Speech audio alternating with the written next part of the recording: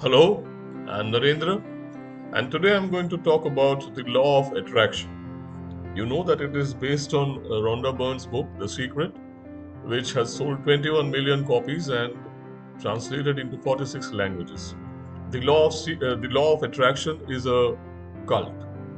The Secret is a cult. Now, this talk of mine is basically a critique of the law of attraction. I have written a book. My second book was published recently, and there are 20 essays in that book on various subjects: psychology, philosophy, political philosophy, ecology, sociology, the impact of technology on human lives. So all those essays are there, 20 essays which I have written over a period of 10 years. This is the book, An Odyssey of the Mind. It is available on Amazon. Please give it a look. So one of the essays is this law of attraction. Now, the law of attraction claims that you can merely think your way to wealth, health, and happiness. It says that the universe is governed by the law of attraction, which is supposed to work by attracting into a person's life experiences, situations, things, and people that match the frequency of the thoughts of that person. So, whatever you think, your life attracts those things. And the universe, whatever thoughts you send out to the universe, you want something, whatever thoughts you send out to the universe would conspire. I don't know why it would, how it would, and why it should. That's not that I don't. The secret doesn't say that. It says the universe will conspire and give what you ask from it, which in effect means that the universe is a giant Aladdin's lamp. That is what I gather from the secret. I mean, this is height of human conceit. The planet Earth is a speck of dust in the immensity of space, and we are like crawling insects on that speck of dust. In the cosmic context, that is where Earth stands. I mean, to believe that I ask for something, a Mercedes or something, and the universe is going to conspire. I don't know with whom it's going to conspire. Probably some another universe. You need someone else to conspire with. So the universe will conspire with someone, and it will give you a Mercedes. This is height of human conceit, and an insane, bloated sense of self-importance can only think about a thing like that. Okay. Now, the law of attraction is supposed to be it acts like a magnetic power. It attracts things to you based on the kind of thoughts you're having in your head.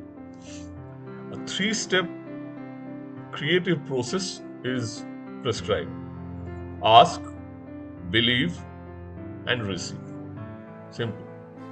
Send out thoughts, get back things, situations. And the two powerful processes that it recommends are gratitude and visualization. So if you want a Mercedes, you have to visualize that the Mercedes is there in front of your house. It's there in the parking space. So you constantly visualize and you tell the universe, give me my Mercedes, and the Mercedes will arrive. Now it's not surprising to see why this philosophy is so popular in the world. The kind of society we live in, the consumerist society, it is always pushing us to buy a whole lot of things which we don't really require. A whole lot of things, and it's trying to sell a particular lifestyle to us, and we are taken in by that philosophy, and that becomes the entire purpose of our lives, to acquire and amass. And the problem is, there always seems to be a gap between what we can achieve through our efforts and what we want, the list of wants that we have. There's always a big gap. We want a whole lot of things for which we do not have the means. My point is, if you have the means, you just go and buy what you want. You want a Mercedes, go and buy it. What's the problem? Problem is we don't have the means. So we visualize and tell the universe, I need this. And the universe will give us. Ask, believe, and receive. So, as I see it, law of attraction is a license to indulge in wanton desire. And it goes contrary to all spiritual teachings of this world. Because the essence of all spiritual teachings is that you should curb your desire. You should curb your greed. You should curb your senses. That is the essence of all these spiritual teachings. So that you can have peace of mind, contentment. Otherwise, your whole life is going to be a race. Always on the racetrack. So, if whatever you desire, if the universe is going to give you, it's like, if wishes were horses, beggars would ride. But in reality, we don't see beggars riding. And if it's just a question of visualizing and telling the universe, what about the Afghanistanis, the Iraqis, the Syrians, the Pakistanis, the Tibetans, the Ukrainians? What about them? Why can't they visualize a peaceful, prosperous country? Why can't they ask from the universe a prosperous life, a good life? I would like to tell the people, those who are selling the law of attraction all over the place, go to Pakistan right now. There's going to be a huge demand for your product because there people are struggling for bare necessities. There you go and tell them that you visualize, ask the universe, and the universe will bring prosperity to your lives. The Pakistanis would love it. Just go and tell them there's a huge market for you there. And I would tell the Ukrainians, you please visualize that the Russian tanks, bombs, missiles, they have all vanished. Visualize and tell the universe to make them go away. The blacks of America, I would like to tell them, visualize that you are living in a wonderful, equitable and just society where you have dignity of life. Tell the universe, ask from the universe, a life of dignity and equality. I'm telling the blacks of America. So you can see the kind of absurdities that it can engender. The secret totally ignores a fundamental reality of our lives, and that is the law of karma. Whatever I am today is the result of all the past actions and choices that I made in my life. Yes, I can desire a whole lot of things. Suppose I'm an unemployed mom. I may desire a Mercedes, but do you think that Mercedes is going to come to me? Because what I have done and where I stand today, I cannot run away from that. Because I am the sum total of what I have done. And whatever I get and achieve in my life is based on that. We have to reap what we have sown. That's the law of karma, the eternal truth. There's no running away from that. And it's a poisonous philosophy full of contradictions. According to me, it's naked greed and materialism with a halo. That's what the law of attraction is. It's not a spiritual law at all.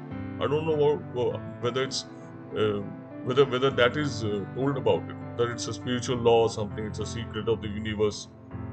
I am telling you, no great spiritual teacher from the Buddha to Sri Aurobindo have ever talked about the law of attraction. If it was such a great law of the universe, they would have talked about it. And believe me, I have looked into every major philosophy and every religion of the world. I have been doing that for the last 35 years. They do not talk about the law of attraction. If it was a law of the universe, they would have talked about it. It's not there. Look into any spiritual literature. You won't find it. So what is this? Some secret Now it's no longer a secret. It's a worldwide cult. Hardly a secret. Everybody is visualizing and wishes were horses. Anyway, so you see, uh, see the absurdity of it. If the universe is to listen to us and give us what we wanted, all our desires are so conflicting. A farmer wants rain for his crops, and a potter wants sunshine for his pots to dry. To whom should the universe listen to? The farmer or the potter? One wants rain, the other wants sunshine. Our desires are conflicting.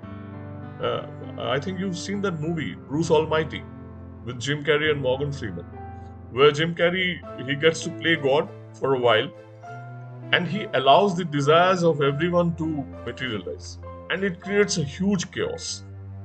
And then he has to call back Morgan Freeman, who plays God in that movie, to set right things. If whatever we asked for, if everything came true, this world will become a madhouse. It will become a mental asylum. Because all our desires are conflicting desires. What I want conflicts with what you want. Our desires are conflicting. How is the universe going to decide? This person is asking for something and the other person is asking just for the opposite. So both things cannot be. Rain and sunshine cannot be together. So that's where the absurdity comes in.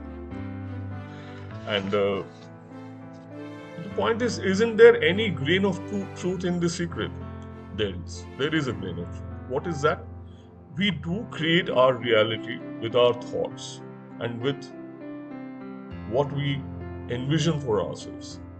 If I want to do something in life, I need to have a vision. I need to visualize and I have to work for it.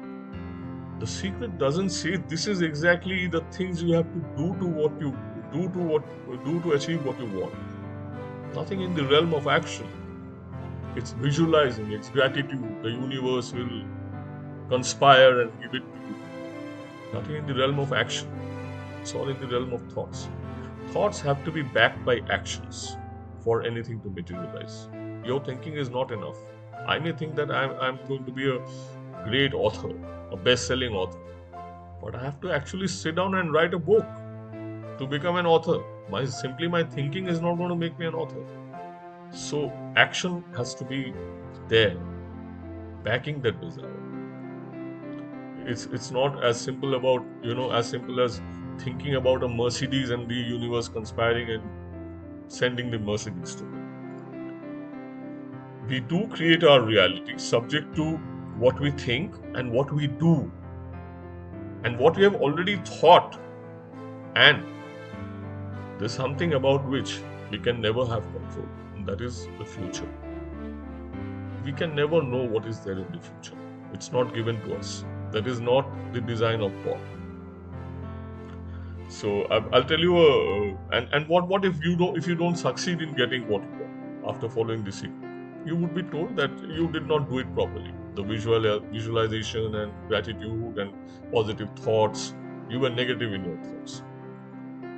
Probably the entire country of Ukraine was negative in its thoughts to invite those Russian tanks. Anyway, I'll tell you a joke about Mulla Nasrudin, my favorite character. Mulla Nasrudin tells his wife, darling, gold for 200 rupees, diamond for 500 rupees, 10,000 rupees for a car, pension for a lifetime, rent-free accommodation, free education for the children. And his wife cries excitedly, really, really, where is it? Nasrudin says, nowhere, but what's the harm in imagining? I think that sums it up. Anyway, so let us work for what we want in life. Let us have a vision, yes, let us visualize what we want, and let us work towards it, and let us know what are our capabilities and where we stand. What have we done till yesterday? We can't demand and ask for something disproportionate to what we are. That will lead to disillusionment. And this wild conceit that the universe is going to conspire and give it to me. Like I said, this earth is a speck of dust in the immensity of space. The universe doesn't even know that you exist. That you exist. It doesn't give a damn. You are so small in the scheme of things. With that self-importance thinking, that the universe will conspire and give me what I want. Conceit and delusion. Let us work towards our goals. Let us have a vision. Let us work for them with utmost sincerity. Thank you very much for viewing and take a look at my book. Thank you.